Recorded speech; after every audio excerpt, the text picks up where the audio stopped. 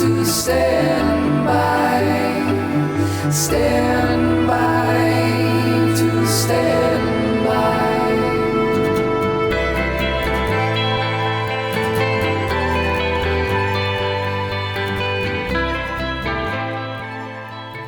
Welcome to another installment of Should Have Recorded Multiple Episodes Ahead of Time, also known as Stand By to Stand By, the podcast about the people and with the people of and around live events. I am Stephen Covey, and getting this one out has taken a little extra time, as it will be prone to do. I'm going to keep these things on schedule eventually. But I'll tell you what, another reason to get these things out in time is if you can believe the analytics, and I don't know that I can, but it's all I've got to go by. There's already hundreds of people listening. Hundreds of you guys are listening, which is pretty amazing. And it's all over the world somehow. So, I mean, there's people listening in Romania. There's people in Ireland and Scotland, New Zealand, 5 people in Mexico. So it all begs the question, how many of you guys are using VPNs with exit nodes in other countries? Is that what's going on? Or are you actually listening from another country? Is this truly international? If you are truly listening from another place, anywhere you're listening from, let me know. Let me know how we can help better service you with this show. What are you looking to hear? What do you like? What do you want? Do you work in live events? Do you go to live events in the country, in the United States, in other countries? If you do, and you have seen something happen or been a part of something happening, funny or weird or strange or exciting or different or any type of worthiness of shareability, email me. Let's make it part of the show. I'll pop it in, try to keep it to a thing, write it or voicemail it, record it, voice memo it. You can always do that at standbys at standby2standby.org, STANDBYS at standby2standby.org. All right, thank you. So, getting finally ahead to this week's episode. I'm talking with Stu Wein. He is been in the business since the late 70s, early 80s. He's a longtime member of the union down here. He's bounced around, done a lot of different things, some film work, some theater work, some industrial work. He has done a lot. He's been around a lot, and he has done some work on himself, which you'll hear about, and he's willing to share, which is really cool. All right, I hope everybody's staying busy, making money, doing well. I hope everyone's having a good season. Hope everybody's seeing some shows. And in the meantime, let's get on with this show. Ladies and gentlemen, boys and girls, damas y caballeros. Here's me and Stu Wein. Stand by to stand by. Stand by to stand by.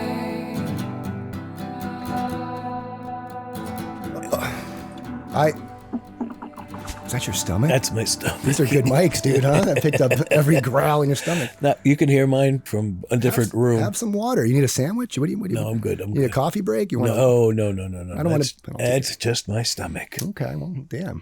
God damn. It talks a lot. I can't wait to isolate that track. I'm going to make that the trailer. And here's Stu. So talking about some of the stories you've had. So let's see. Stage is my heart and soul. Right. Well, but I got into this business to do theater. Mm-hmm. I came in as an actor. So let's start there. So how old are you at that point? You're acting. Roughly.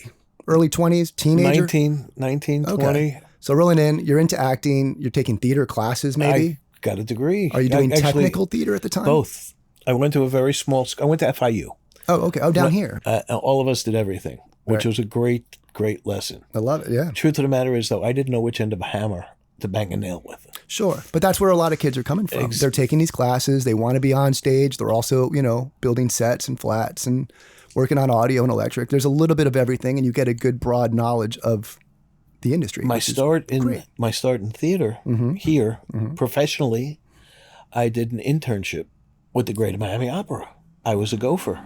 Okay, right. for a season. Okay. For a full season. I was getting $100 a week. It'd be an 80-hour week when we were in production. It could be a 3-hour week when we were not in production. Was it like a guarantee for the season? Yeah. Oh, nice.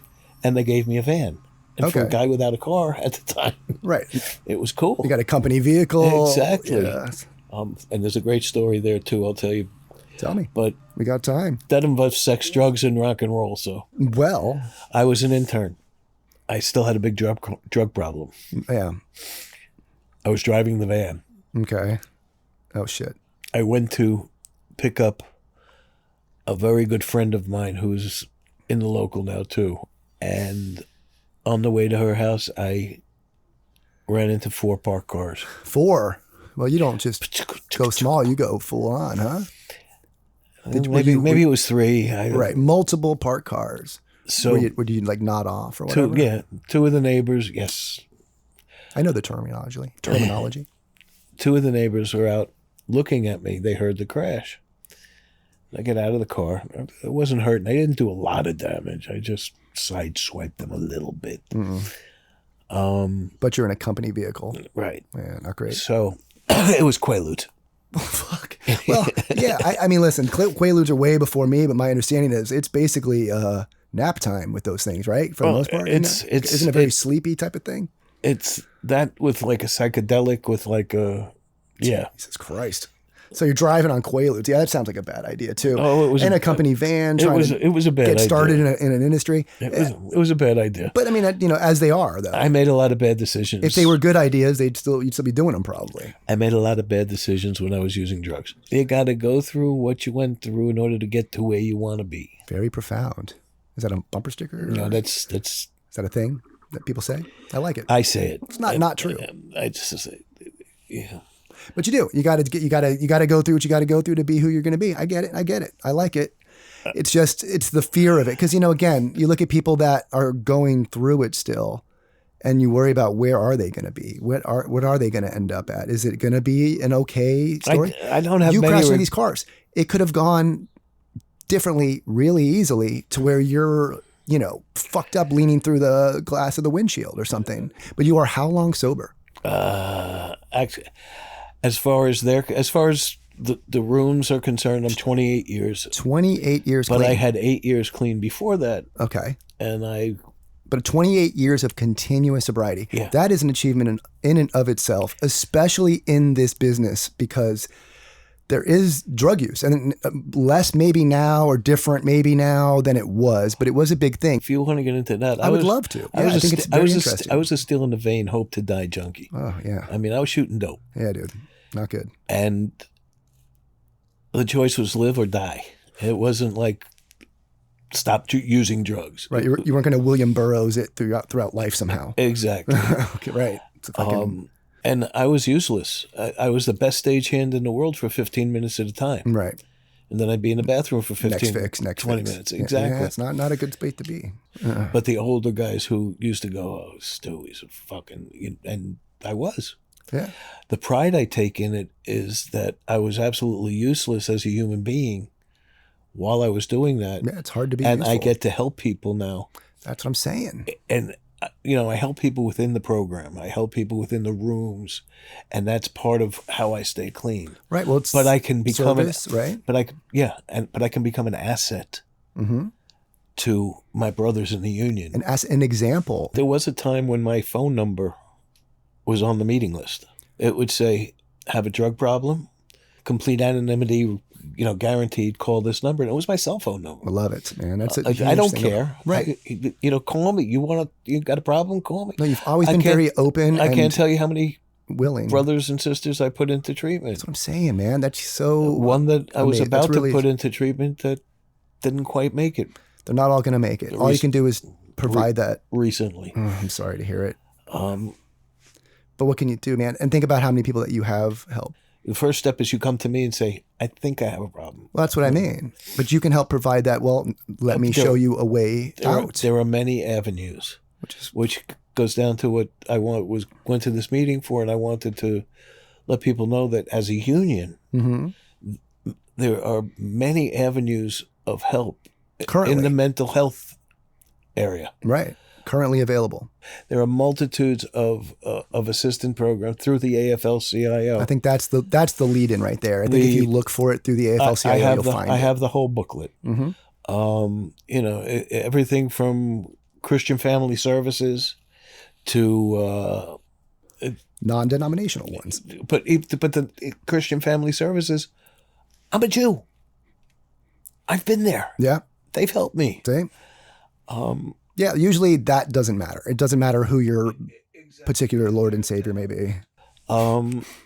There are a number of outlets for help. Well, and to help in a few ways, because it's not just drugs. We've had suicides. No, there's a lot of like depression that goes on. There's anxiety. This is a business that produces anxiety, depression, lack of self-esteem when you're working for certain people. And before we get too far, so just thinking live event stories, you've gone from so much. You get into the opera. You're doing some opera stuff. You're doing it at a time when, again, there's drinking and stuff going on. How long into that before you get sober? And is it because of or an influence of anybody else around at the time? Is it completely isolated from the business? Because a lot of people that should have got sober did not. The only thing it had to do with the business is it gauged how bad things got. I shot dope and all that, but I drank. I said to Simmy the other day, you know what I miss? I miss 4 fingers of bourbon after a 14-hour call. Do you, though? She said, when did you ever drink 4 fingers of anything? Right. Well, there you go. You open the bottle, and when there was nothing left, you were done. Right. You need multiple hands. And I would go in and, Stu, what do you want to do? I'll go up and load weights. Just to get away? No, just to sweat it out. Yeah. And it would take an hour of humping weights, and then it would take 2. Yeah. Then it would be 3. It's a tough way to go through. Then I'd have to go through to the bucket of blood for a couple of beers at lunch to get straight. Yeah. And that's where the effect came in. You start going, it's unsustainable, man. It got to the point where I was thinking, I can't keep doing this. Mm-hmm. But the story of how I got sober. Sure, I think that's helpful. If you don't mind telling it happened twice because I relapsed after 8 years and went on a little. Well, it started the first time. I was on a 4-day bender doing blow. Okay. I was up for 4 days. So my wife would go to work. She'd come home. I'd be in the same spot. She'd go to sleep. She'd wake up. I'd be in the same spot. Just out of your mind. 4 days. Yeah. On the 4th day, it was a weekend. It was a Saturday. And my hair cutter, a girl, had Quaaludes. Yeah. And she said, oh, you got Coke? You can get Coke? I'll trade you. I said, She came over to my house. Mm-hmm. We made the deal. She gave me the Quaaludes. I was going to get her the cocaine.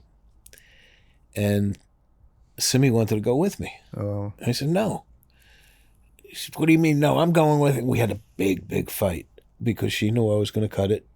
Right. You're not going to share, be honest about it. Or, yeah, it's what she wanted. She wanted her end. Sure, of course. It wasn't, as it goes. And I ran out of the house, and I took 2 Quaaludes before I left the house, not realizing I'd been up for 4 days. Right. Your body's going to go a chance to sleep? Are you kidding me? On the way to the guy's house to get the Coke, who actually was a sign and display guy. Yeah, sure. Keep it in the industry. I hit a cement telephone pole doing about 50 miles an hour. Jesus Christ. And my front passenger headlight was in the back seat. She would have been killed. She would have been absolutely dead. God damn. And God damn. That was God bless. I know. It's shocking. It's horrible. I had a dislocated shoulder. Lucky, I guess. I had a dislocated shoulder. I went home. And she said, you got to go to the hospital. I'm not going to the hospital. Fuck you. I need more blow. I'm dying. Right. Okay. Fuck that. You're going to. And she called a neighbor who actually threw me over his shoulder and took me to North Miami General Hospital. Okay. And the doctor was putting my shoulder back in place, like a knee in my chest, pulling my shoulder. Popping the socket. And I was nodding out. And he said, I have had people kick me in the balls. I've had people punch me. Right. I've had people tell me my mother is a whore. I've never had anybody fall asleep. Right. During this, I mean, And it was the first time I got honest with somebody and said, listen, I've been doing drugs for the past 4 days. Right. Here's where I'm at. And he said, do you think you need help? And I said, well, maybe. Oh, no kidding. And the woman there was a treatment center there. It was all, it was all. It really is amazing how that works. It's, call it what you want. Meant to be. Call it meant to be. Call it Universe, God. Call it what God, it is. sure. Universe. Something. It's something. The woman came down. Said, if you're interested, this is what we do. It's a 28-day program, yada, yada. And this was before it was cool. Right. To go into treatment. Sure. This was 1986. And I said, yeah, I'm interested. And she said, well, come back Monday and we'll talk. I said, Monday? Right. What the That's fuck am I supposed to do from now between That's that? 2 days later. I'm going to get fucked up. She Right. goes, well, don't let the door hit you where the good Lord split you. She said, if you want it, you'll come back Monday. It seems so And scary, but guess it's good what? advice. Yeah. I didn't get high. I slept most of the time. And I went back Monday morning, started a 28-day program. My God. Stayed clean for 6 months. Relapsed. Did everything that I heard people do. You go there and you hear people's horror stories and you learn. You're like, oh, I didn't even think about trying that. You learn where to go. Yeah. I wound up with a gun in my mouth. Oh, God. And that's what got me clean that time. Because now you're like, you're at a point of you don't want to even live with it anymore. Yeah, it's fucked, man. It's fucked. 8 years clean. My wife throws me out because I'm clean. Because she doesn't want to be. Well, she's getting high. Yeah, it's true. She's smoking crack. Yeah. I didn't know it. Sorry, honey. I'm blowing your anonymity on the radio. It's helpful though. It's not an uncommon story. She would not have a problem with it. Yeah, and it's not an uncommon story. So anyway, there's a guy that we used to work with. Put his arm around me. Knew how distraught I was that she threw me out. Said, anything I could do to help, man. I'm there for you. I got your back. Winds up, he was dealing drugs to my wife. She moved in with him. Oh, Jesus. Which is fucking heartbreaking. See, and I was in denial, didn't think she was doing it. I was supposed to go on the road with ABT as their prop man. I already made the deal, signed it the night before I was supposed to leave, 2 nights before I was supposed to leave. They called me, well, Stu, it's a political thing. We have to give the job to the prop man's son. Oh. He's been around for years. He's been the assistant. We've got to give him this job. I'm sure you understand. Not really. No, this would have been a great time to get the fuck out of here. I hung up. One of the road guys had given me a number of somebody in Europe. Okay. I called. I got a message in German. I said, I don't even know if you can understand me, but here's my resume. I'm a prop man. I've done this. This was the prop man at Mickey Mouse Club show, yada, yada, yada, yada. Right. If you're interested, call me. I went and I had a little nervous breakdown in the shower. Yeah, easily. A little one. I can't imagine. Think I broke 2 fingers. Yeah. I fired God. I said, fuck you. What the fuck, dude? Yeah, what am I supposed to deal with here? And I took the shower. I got out of the shower. The phone rings. Now you got to understand, I'm living in the Heartbreak Hotel. I'm living at the Hollywood Beach Hotel. Oh, my God. Just in a studio apartment with a Murphy bed. The phone rings. And it's a woman with an Australian accent. Okay. Yeah, I'm the production manager for Porgy and Bess in Europe. We're in desperate need of a prop man. Can you get on a plane tonight? I looked up. I said, never mind. I'm back. Thank you. Thank you. Yeah. I said, tonight. I said, tonight. No. She said, when? It was like a Tuesday. I said, how about Friday? Right. Give me a couple of days to get. Okay, your plane ticket will be here. Yada yada. Goddamn. Everything set up. Wow. And 3 days later, I was in Austria. And probably a really good time to get away from everything. It was the Atlantic fix. I mean, sometimes they say, you can't really run away from it. And if you want to find stuff, you'll find stuff. But being able to go on a job and feel I was occupied. Okay, the recovery end of that is, I had a sponsor who said, you should not go. You're in no emotional state to go. What's the alternative? Stay and face your problems and go through what you got to go through to get to where you want to be. Yeah, it's rough, man. All my people that, support, no, Stu, you shouldn't go. You got to stay here with us. We'll love you. We'll hug you. We'll keep you. That's beautiful, at least. I found one guy who had like 30 days clean. dude, if you don't go to Europe, you're never going to go to Europe. I'm listening to you. I said, wow, cool. You're the guy I'm listening to. And of course I got there and so, but I went to Europe. I did 6 months on Porgy and Bess. Touring around Europe. Touring around, doing one-nighters with that 3-floor set. Doing one-nighters. Brutal. When they asked me if I wanted it, it was, you're going to be the prop master, but when you're done with your prop duties, you'll jump in with the carpenters and help them. So, you know when what? I signed my contract, it wasn't it. But probably good for you to keep busy. No, I didn't. No, I kept busy, but I wasn't going to. They were working 20 hours a day and sleeping on the bus to the next stop. And I wasn't. I was 40 at the time. I turned 40 on that tour. And I was the old man. Yeah, no, that's unsustainable too. Yeah. So anyway, fuck, man. But you're staying clean. I had my But you're staying clean. No, this is where I relapsed. Fuck. My 40th birthday, they broke the curtain at the end after their bows. They broke the curtain, threw me out, opened the curtain, and sang "Happy Birthday" to me in 5-part operatic harmony. Oh, nice. I went back to my hotel room, hysterical crying. I was the loneliest man in the world. Went out the next night, bought a big-ass bottle of wine, big old piece of stinky cheese, sat in front of the Eiffel Tower. We're all, we're dramatists. Yeah. No, it's and poetic. I got fucking drunk. But what made you cross that line? Like just the fuck whole time I was desperately in love with my wife. Yeah, I get all that. I wasn't hearing anybody else in recovery. But you had made it some time. But it was 6 months that I hadn't been around recovery. And we say meeting makers make it. We say, the therapeutic value. Was there part of you that thought, I can have this wine and that's it? Or did you think, fuck, recovery, it's out the window. I'm I back said, into I don't this need now. I don't need a fucking sponsor to show me how to wipe my watch or I can wind do what my I ass. want. I'm 40 years old. Right. I'll be fine. Look at me. It's the Eiffel Tower. And the truth of the matter is the drugs didn't get out of control again. But my behavior did. The next day, I had my crew doing all of my work. Well, yeah, you've changed your priorities all of a sudden. My expense account was getting fudged. I had never fudged anything. But I was doing it because I needed money to spend in Europe. No. And you're making excuses and justifications. How I got back was a funny story. Yeah, hold on, yeah. You're a prop man, you'll appreciate this. Every stop we had, I had to build legs for a podium. I had a whole set because different heights of different pits. Sure. The conductor had to see the stage. Some were 2 feet high, some were... If it's not adjustable... Some were 6 inches. No, I just had a lot of 2x4s. You make it adjustable. So I got a letter from my mom. She was going in for open heart surgery. She had already had it. By the time the letter caught up to me, she had already had it. It's a lot going on, Stu. And the producer was going in for open heart surgery when the tour ended. So I showed him the letter. I said, listen, I got to go to my... I'm sure you'll... No, your contract says...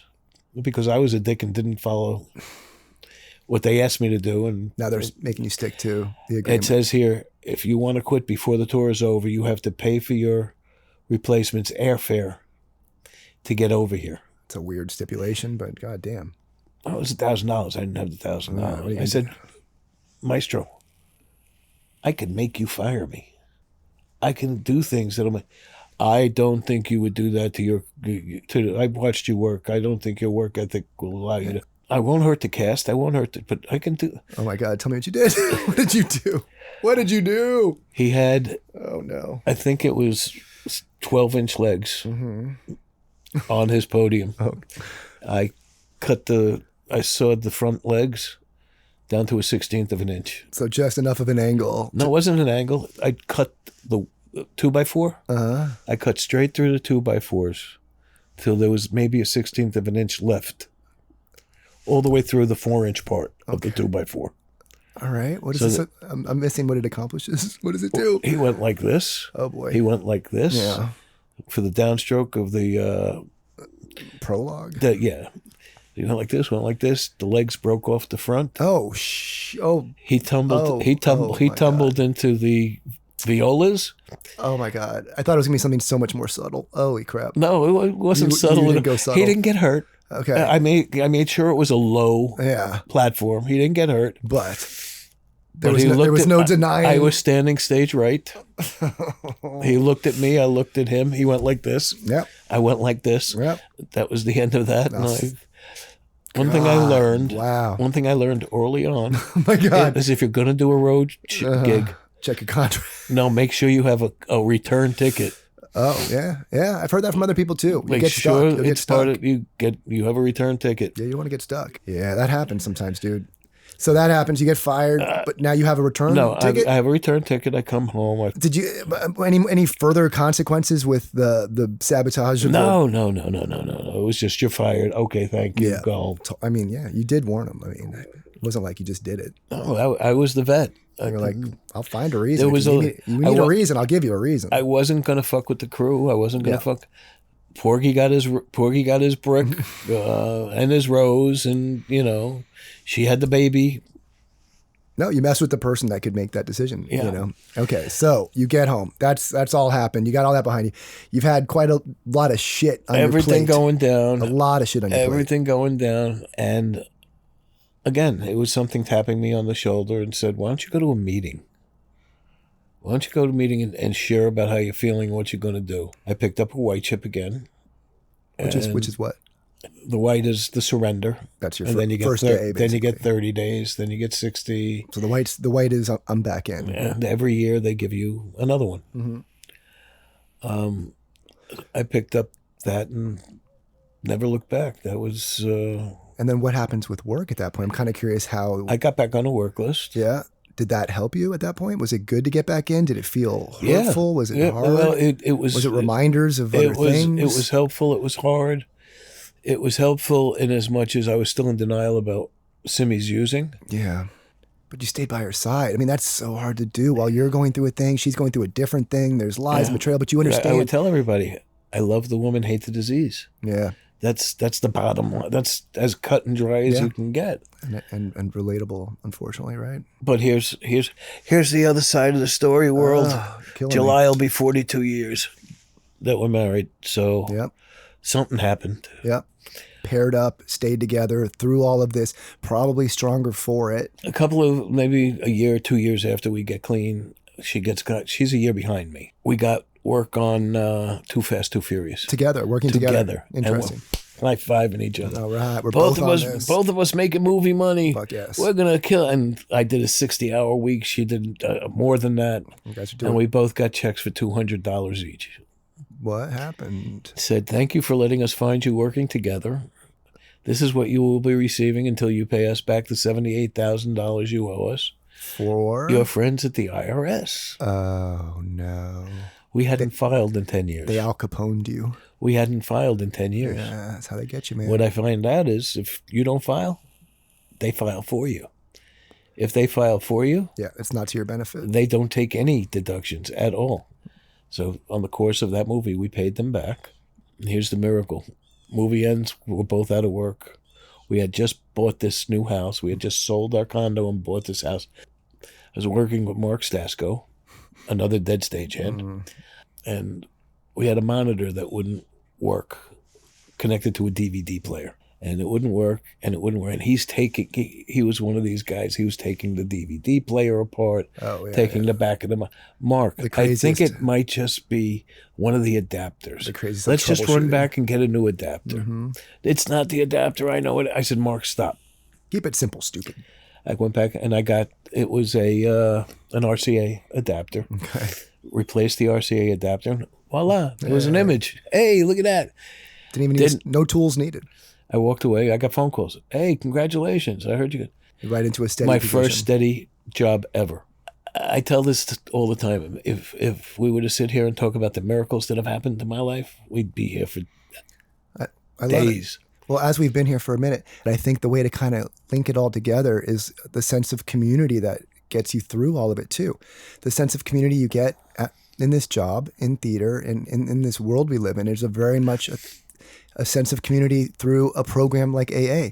When I first got clean, I was a little bit soapboxish, but people wanted nothing to do with me. Over the years, over the months, and it didn't take that long, months, years, it has gained me respect. It has been part of who I am within the union. Absolutely. And I've been able to give back to my brothers and sisters, and in turn benefit myself. Yes. Yeah, but that's the community part of it. It is. And it is. And it really works in both worlds, in all these worlds. There is a sense of giving back, and there is a sense of, yeah, you're not in any preachy, but you don't come and preach. But people do know that they can come to you. Listen, I got guys. They can come to you as you, if you're their boss, they can come to you and tell you these problems, and it's not going to affect their stance at work. You're going to do what you can to help their life. I don't care what you do. I'm not judging you. Right. I would never judge you. Be safe. Be cool. Half of these guys I know are on fucking Percocets. Oh, well, yeah, we work careful. in a rough business. We do. It takes a big toll on the body. Yep. I know that when I was getting high and I was working in a carpentry shop, I split my lip trying to untighten a bolt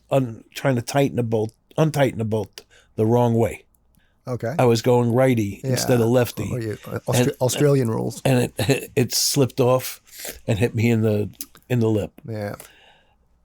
Why? Because I was smoking pot. But the real no judgment that I love from you is what I'm saying is if it is unmanageable and if you are in a place where you need help, you are a person that you can go to. Yeah. And it's knowing it will not get you fired. You're not going to write a letter to the employer. You're not going to use it against them. I'm not You're going to give them a path anonymously. Nobody, and again, I repeat, nobody will know. If you're out there and you have a problem, a substance problem, and you're listening to this and you need help, call me. But do me a favor. Call me before you get high. Yeah, it's an easier conversation to have. Yeah, but if you can't do that, call me. Mm-hmm. I'm here to help. I have a lot of connections in the industry, and I'm just an open ear. And short of posting your phone number, there's an email address I have for the show. You can reach out through that. I will gladly put you in touch with Stu. And thank you. Yeah, thank you. No, really, it's a service that is needed and provided not often enough. And it really is a business that, like you think about like sex, drugs, and rock and roll. Like we come from this world of like, you're getting high backstage, you're going out drinking after work. If it's maintainable and sustainable, and it's not like that anymore. I mean, it used to be in in writers. It used to be in talents writers. But there's a version of it that exists still for sure. It was acceptable. Yeah, it's not as acceptable. It was acceptable. I guess we can say that back then. But it doesn't mean it doesn't still happen. Right. No, it was acceptable back then. Right. And then people realized what they were doing. I don't want that to be the way we end on it. And these were some amazing stories that are very helpful. But there are moments that you are in the room on these events that you can't even predict. And then you see what it is with people with like this talent that almost seems otherworldly. And Pretty impactful, man. There are certain people you see that you look at, why you're doing what you're doing. Yeah. You know that why you're sacrificing for the art. Right, which is such a good, fun, huge part of it. All this money talk and there's the downsides or whatever.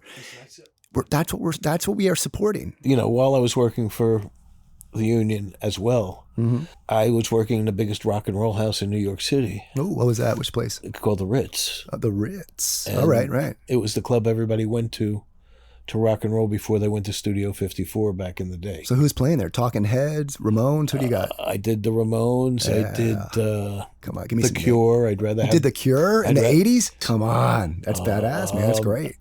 Tina Turner. Okay. Do you ever unexpected? There's a movie, What's Love Got to Do with It? Or about Tina Turner? About Tina Turner. Sure. And it talks about her big comeback concert at the Ritz. Oh, were you there for that? I lit it. Come on. It wasn't her comeback concert. It was just another show she was doing at the Ritz. But you were there. Yeah. Listen, we used to have. It's pretty fun. Pretty special, I think. I like it. What's the type of music when you sing to God? Gospel. Or hymns. We used to have a gospel night. Yeah.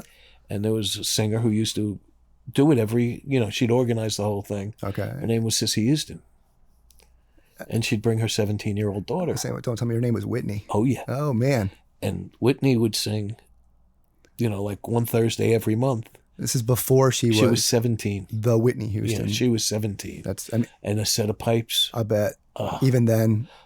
This is why I'm doing this. Right.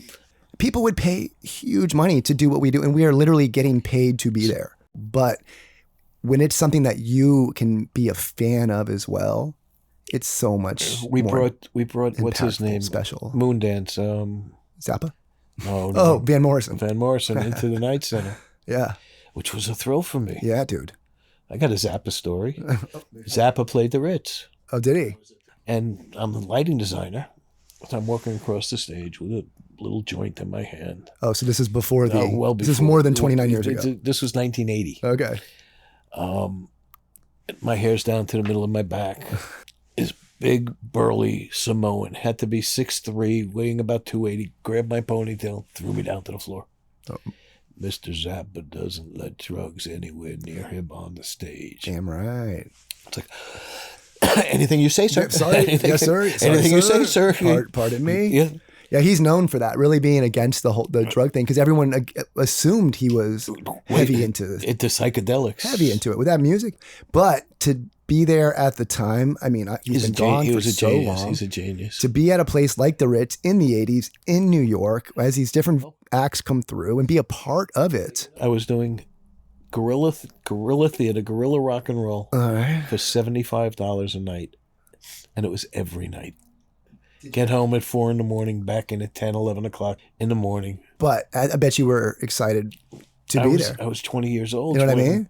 No, I wasn't 20. I was 25. So, yeah, I was 25. So, yeah, still. But like you've got to have some awareness of where you are and what you're a part of at that time. Oh, yeah. And like where you're going to work. That's the thing I don't think enough people really key into is your office is a lighting booth. It's a stage. It's a theater. It's a concert venue. When you go into it and there's nothing there. To watch it blank and then transform into this thing. Exactly. That's what it is. You're creating a story. You love it. You are me are phenomenal. No. Yeah, I hate you. Oh, good. I love you though. Because you're so talented. Aww. I love these kids. Shucks. I broke in on a 3-gun Sony projector. Whoa. Where you had to balance green, blue, and red. Then you had to blend the colors so that they worked. Yeah. Then you had to focus the projector. Seems like a lot of time. And hope that it fit in the screen. That takes too much time. And then too much work. And then we went to bigger projectors. And then we went to HD projectors. Yeah. And it was still the same thing. And in walk your guys, got 20 white bricks on the stage. You walk out with your little tablet. I don't do it on a tablet. And there's a whole set way over my head. And that's when I said, I'm done. It's a lot to keep up with. I spent a big career learning. Mm-hmm. And it's your turn.